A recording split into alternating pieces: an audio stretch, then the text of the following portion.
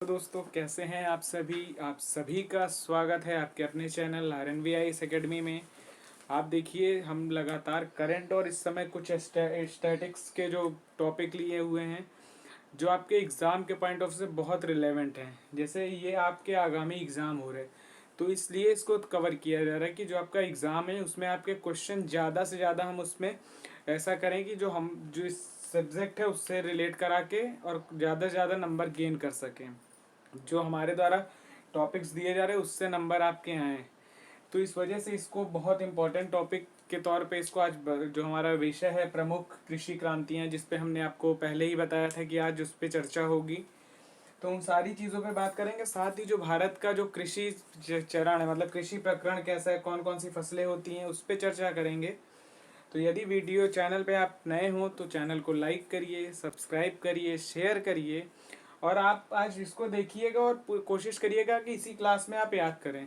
और बाकी यदि आपको नहीं आएगा तो वीडियो को एक बार रिपीट करके देखिएगा तो आपको सारी चीज़ें, आपने एक लगभग 5 से 6 क्रांतियाँ टोटल पढ़ी होंगी।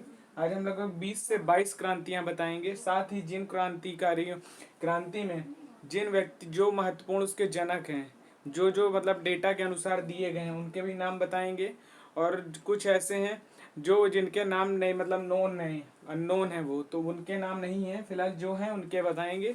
तो उसको भी आप कोशिश करिएगा लिखने का। फिलहाल क्रांति और किससे संबंधित है वो तो ज़्यादा इम्पोर्टेंट है, तो उस पर आप देखिएगा।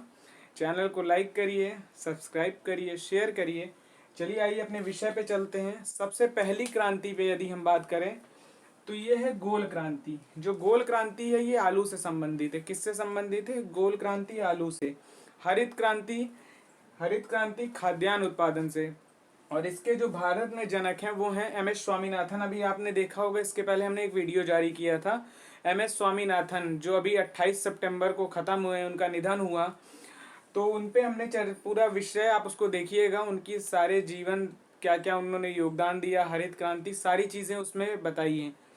तो MS स्वामीनाथन हरित क्रांति के जनक थे। भारत में पूछा जाता है तो यदि विश्व स्तर पे बात करें तो नारमन बोरलॉग थे। कौन थे? Norman Borlaug. और भारत में यदि हरित क्रांति के जनक पूछता है तो MS स्वामीनाथन। अगली बात करें नीली क्रांति। इसकी जो नीली क्रांति संबंधित है वो मत्स्य पालन यानी मछली पालन से संबंधित है। श्वेत क्रांति की बात करें तो ये दुग्ध उत्पादन यानी मिल्क से संबंधित है। यदि गुलाबी क्रांति की बात करें तो ये झींगा मछली, जानते होंगे आप, झींगा मछली और प्याज उत्पादन से संबंधित है। रजत क्रांति जो है वो अंडा से संबंधित है, अंडा उत्पादन से। पीली क्रांति आपके तिलहन से संबंधित है। कृष्ण क्रांति बायोडीजल से संबंधित है। जेट्रोफा जानते होंगे जो होता है पौधा, बायोडीजल से संबंधित है। वहीं गोल्डन क्रांति ये फल से संबंधित है और शहद से संबंधित है। बात करें यदि काली क्रांति की तो यह पेट्रोलियम से संबंधित है। अमृत क्रांति की बात करें तो नदी जोड़ो परियोजना, दोनों का कॉम्बिनेशन अलग है इसलिए ध्यान दीजिएगा, कभी कभी पूछ लेगा अमृत क्रांति किससे संबंधित है, वो नदी जोड़ो परियोजना से संबंधित है। बात करें यदि भूरी क्रांति की तो फर्टिलाइजर यानी उर्वरक उत्पादन से संबंधित है। इंद्रधनुषी क्रांति ये क्या है? जो सभी क्रांतियों पे निगरानी रखने के लिए, ठीक, इंद्रधनुषी क्रांति है। लाल क्रांति बात करें तो ये टमाटर उत्पादन से संबंधित है और मीट उत्पादन, ठीक, जो नॉन वेजिटेरियन है वो जानते होंगे मीट, तो टमाटर उत्पादन टमाटर और मीट से संबंधित है। वहीं बात करें स्लेटी क्रांति की तो ये सीमेंट उत्पादन से संबंधित है, सीमेंट। बात नेक्स्ट पे चलें, सूर्योदय क्रांति ये इलेक्ट्रॉनिक उद्योग से संबंधित है। सदाबहार क्रांति तो ये जैव टेक्नोलॉजी से संबंधित है, बायोटेक्नोलॉजी जो चल रही है। हरित सोना जिसको बोलते हैं ग्रीन गोल्ड, बांस को कहते हैं ग्रीन गोल्ड, हरा सोना। वहीं वाइट सोने की बात करें तो जो सफेद सोना है कपास को कहा जाता है, ठीक। बात नेक्स्ट चले, परामनी क्रांति क्या है? परामनी क्रांति जो है वो भिंडी उत्पादन से संबंधित है, भिंडी आप सभी जानते होंगे, परामनी क्रांति बोलते हैं। बादामी क्रांति जो है वो मसाला उत्पादन से संबंधित है। ग्रीन गोल्ड जिसको कहते हैं उसको कहते हैं चाय उत्पादन से संबंधित है। तो एक बार फिर से सुनिएगा, गोल क्रांति आलू से संबंधित है।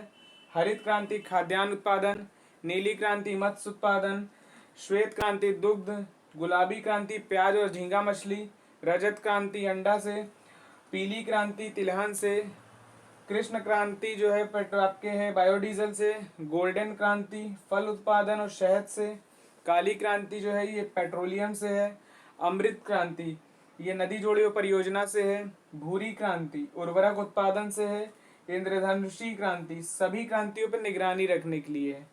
नेक्स्ट है रेड क्रांति, ये टमाटर और मीट उत्पादन से है। वहीं स्लेटी की बात करें तो ये सीमेंट से है। सूर्योदय क्रांति इलेक्ट्रिक उद्योग से संबंधित है। सदाबहार ये बायोटेक्नोलॉजी से संबंधित है। वहीं हरित सोना बात करें तो बांस उत्पादन। परामनी क्रांति ये भिंडी से संबंधित है। ग्रीन गोल्ड बात करें तो चाय को कहते हैं, उत्पादन से संबंध है। वहीं सफेद सोना कपास से उत्पादन से संबंधित है। बादामी क्रांति मसाला उत्पादन से संबंधित है।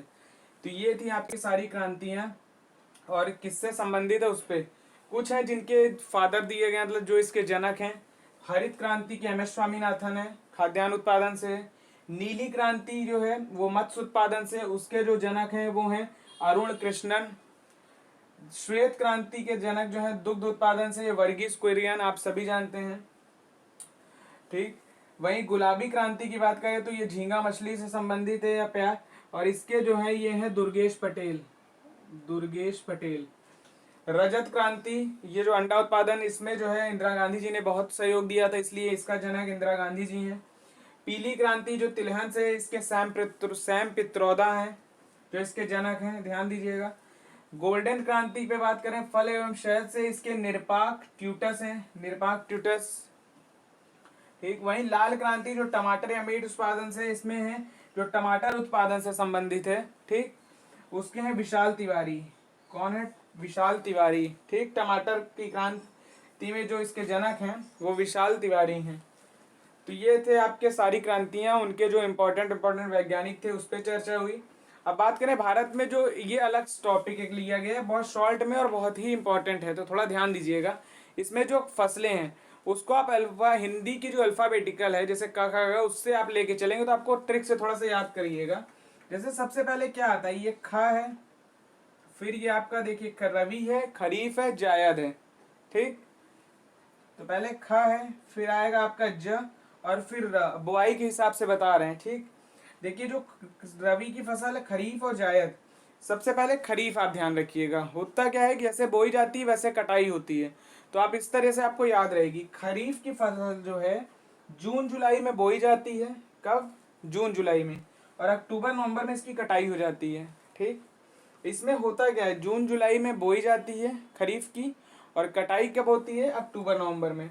इसमें जो इम्पोर्टेंट फसलें हैं वो हैं आपकी सोयाबीन है, ज्वार है, बाजरा है, मक्का है, गन्ना है और कपास है, ठीक।